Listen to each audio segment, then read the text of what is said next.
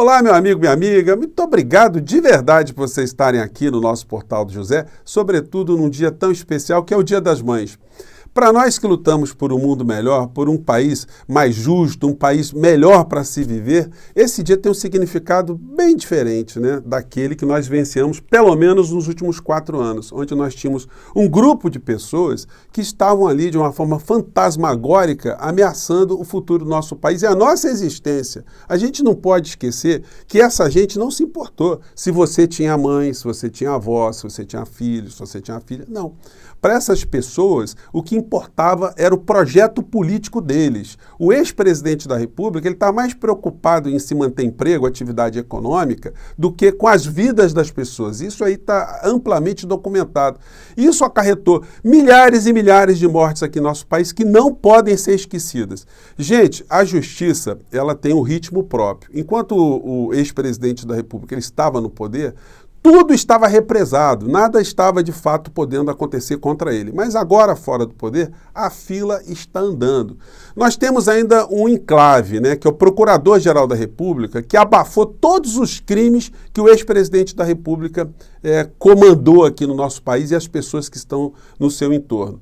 E com a mudança, muitas situações que estavam adormecidas vão voltar aos nossos olhares, além dos crimes que já estão aí amplamente documentados e que a gente sabe que acarretarão no final da história a prisão para muitas pessoas, principalmente para a figura do ex-presidente da República. Hoje nós temos mais indícios, mais informações que eu quero compartilhar com vocês sobre esses acontecimentos, mas antes de mais nada, quero convidar você que está chegando agora no nosso portal a se inscrever, você que é muito bem-vindo. Conheça também os nossos outros vídeos. Se você gostar, compartilhe, recomende.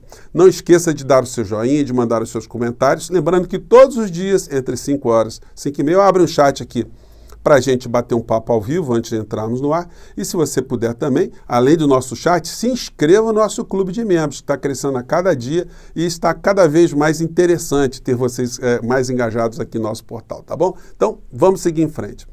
Gente, muitas coisas aconteceram nesses últimos dias e elas mostram que a gente está vivendo um momento de transição aqui no nosso país muito importante. Em primeiro lugar, aquela gente que passou, agora eles estão se vendo ali às voltas com a justiça, com a polícia, com a lei.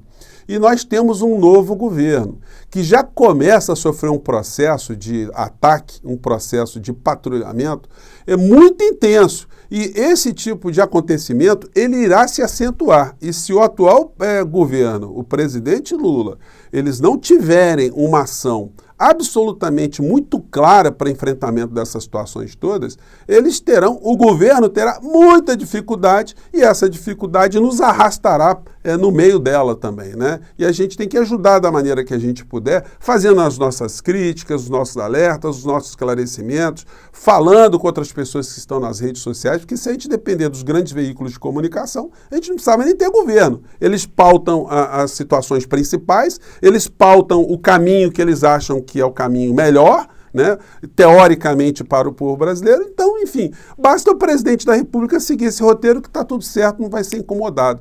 O problema é quando ele não segue esse roteiro da forma como está estabelecido, e isso está acontecendo de um certo modo aqui no Brasil de uma forma muito intensa. Então, vamos falar sobre esses assuntos aqui. Primeiro, vamos pegar aqui as questões policiais, né, envolvendo esse povo aí que foi embora. Esse povo foi embora, mas a polícia está atrás dele. Notícia aqui do Caderno de Política da Folha. Polícia suspeita de desvio de dinheiro a pedido de Michele. Apuração envolve assessoria da ex-primeira-dama e funcionários da presidência. Gente, isso é uma coisa absolutamente infame. Eu já comentei com vocês no nosso encontro anterior. A ex-primeira-dama, por que ela se utilizava desse tipo de mecanismos, né?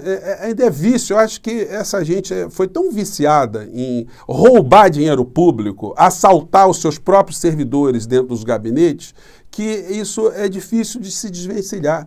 O mais incrível é que eles conseguiram arrastar para esse tipo de modus operandi militares de várias patentes, né, que fizeram um papel ali de office boys, de despachantes, de mensageiros, né, de laranjas, desse tipo de falcatrua. Então, independente dos valores utilizados, a questão é a mecânica, é como essa gente age, né, com dinheiro público, né, como se fosse assim, uma empresa que estivesse produzindo lucro e eles tivessem direito de sacar o dinheiro ao tempo que eles quisessem. Né? Mesmo nas empresas privadas, né, os sócios não podem tirar dinheiro assim do momento que querem, né, mas é na cabeça dessa gente, né, como se o dinheiro estivesse brotando em caixas e esses dinheiros fossem para as mãos de pessoas próximas e eles pudessem pegar uma parcela desse dinheiro. Bom, então a polícia está atrás dessa gente. Tem uma outra situação aqui, que o Estado de São Paulo hoje está jogando também holofotes, né? É uma espécie de tutor, né, do Carlos Bolsonaro.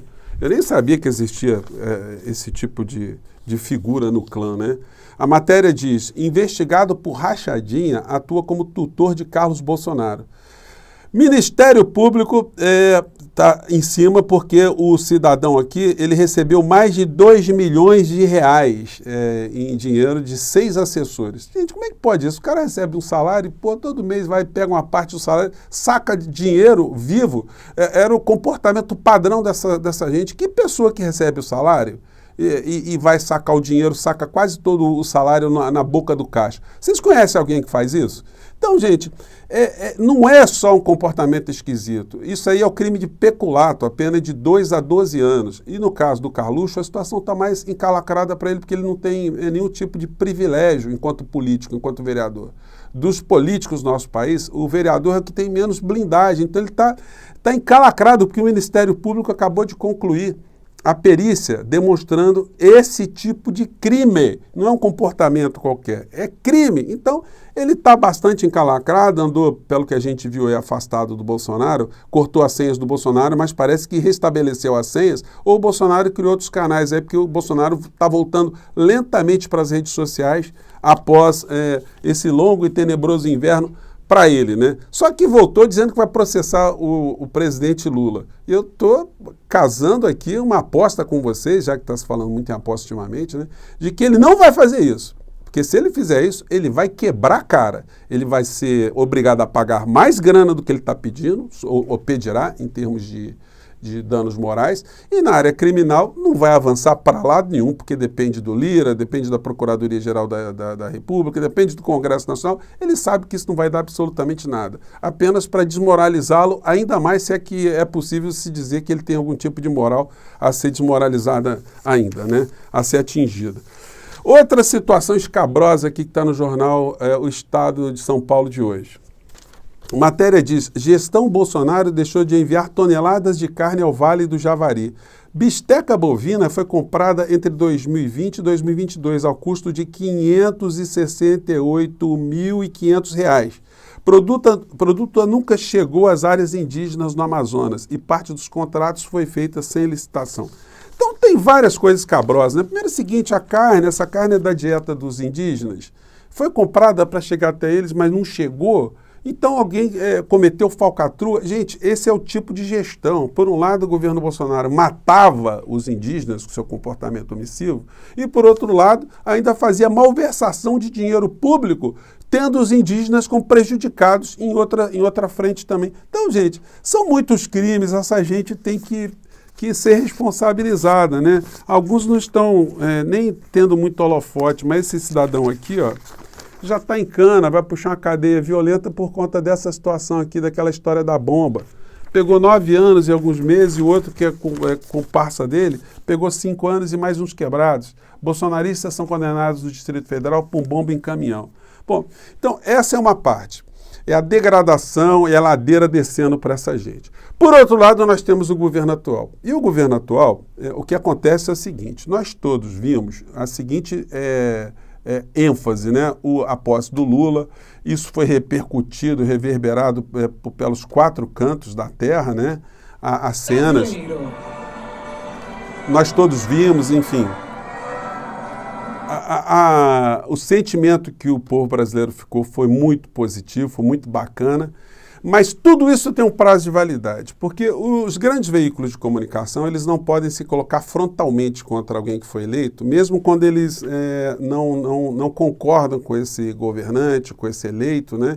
Então, eles, para mostrarem algum tipo de credibilidade em relação à opinião pública, eles puxam o freio de mão. Eles vão mais lentamente nas suas críticas, eles vão fazendo os elogios, fazem histórias, mostram como que foi a trajetória do político, enfim, e lentamente eles começam a dar as pancadas.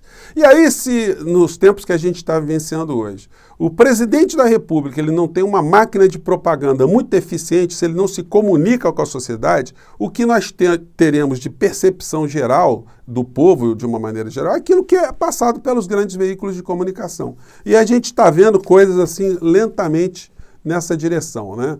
As pancadas vêm assim, ó. O editorial do Estadão: Lula está atrapalhando o governo.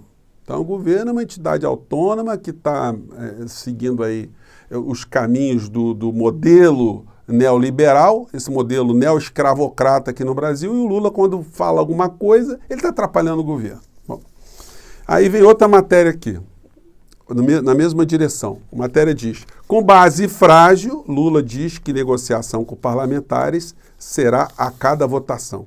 Presidente indica que o governo vai apostar na articulação do varejo com o Congresso. Outra matéria, mas aqui no jornal O Globo, entrevista com Eduardo Braga, Liga do MDB no Senado. Então aqui, aí eles dão o seguinte destaque aqui na entrevista, né? Acho que vai dar para colocar aqui para vocês o título, né?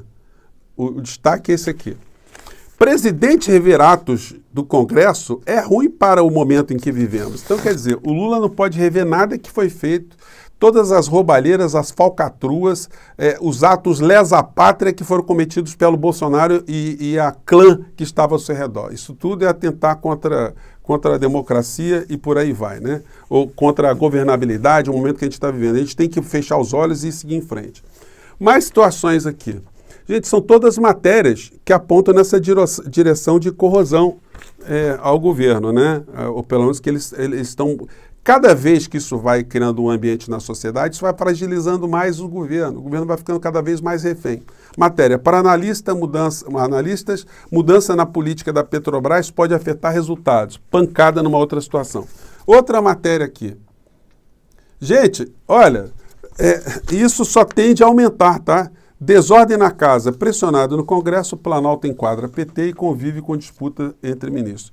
Então, se o presidente Lula não tomar providências urgentes, no sentido de, a cada situação, se comunicar com o povo, fazer suas lives, estar o tempo todo nas redes, ele vai ter mais problemas e isso significará que o Brasil não vai mudar absolutamente nada em área nenhuma, porque todas as medidas dependem de enfrentamentos na questão da economia.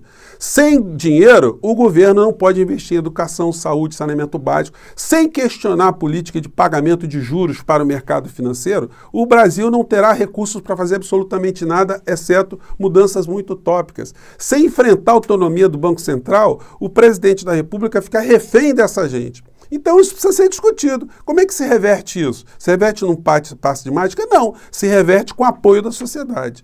E essa questão do Banco Central talvez seja a única pauta que o presidente Lula possa apresentar para a sociedade que unifique todo mundo, porque está todo mundo contra os juros, todo mundo contra essa política de juros, o setor industrial, o setor produtivo, o comércio, os setores de serviços estão todos encalacrados. Então isso tem que ser enfrentado. Então está na hora do presidente Lula começar a reverter essa situação, porque senão a situação vai ficar muito complicada. Ainda bem que nós temos esse tipo de espaço aqui para fazer esses questionamentos e escutar vocês também, né? Mande os comentários para cá se essa visão que eu estou apresentando aqui no nosso encontro de hoje, se ela está equivocada, se de repente eu estou exagerando aqui, se eu estou míope no meio dessa história. É legal conversar com vocês e saber o que vocês pensam, tá bom? Um grande abraço, até o nosso próximo encontro. Tchau!